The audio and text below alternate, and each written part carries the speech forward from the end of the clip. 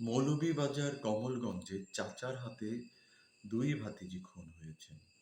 এ ঘটনাটি ঘটে মৌলভীবাজারের কমলগঞ্জে গতকাল বিকাল 5:30টায়।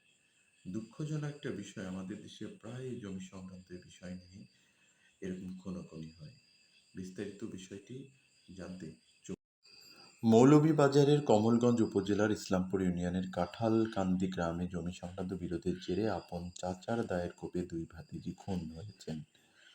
মঙ্গলবার বিকাল 5:30টার দিকে এ ঘটনা ঘটে। নিহতদের বোন আরমিন আক্তার বলেন, আমরা 6 বোন, আমাদের কোনো ভাই বোন না থাকায় বোনেরা মিলে জমি চাষ করি।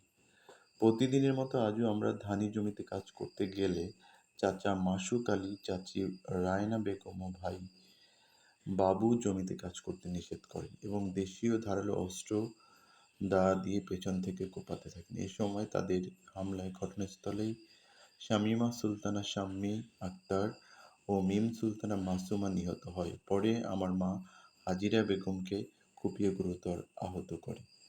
কমলনগর কমলগঞ্জ উপজেলা স্বাস্থ্য কমপ্লেক্সে কর্তব্যরত চিকিৎসক সাজিদুল কবির বলেন, নিহতদের মাথায় বেশ কিছু আঘাতের চিহ্ন রয়েছে এবং গুরুতর আহত হাজিরা বেগমকে মৌলভীবাজার সদর হাসপাতালে রেফার করা হয়েছে।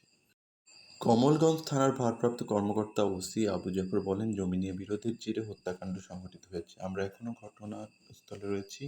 নিহতদের সুরতহাল তৈরি করে লাশ ময়নাতদন্তের জন্য মৌলভীবাজার সদর হাসপাতাল মর্গে প্রেরণ করা হবে।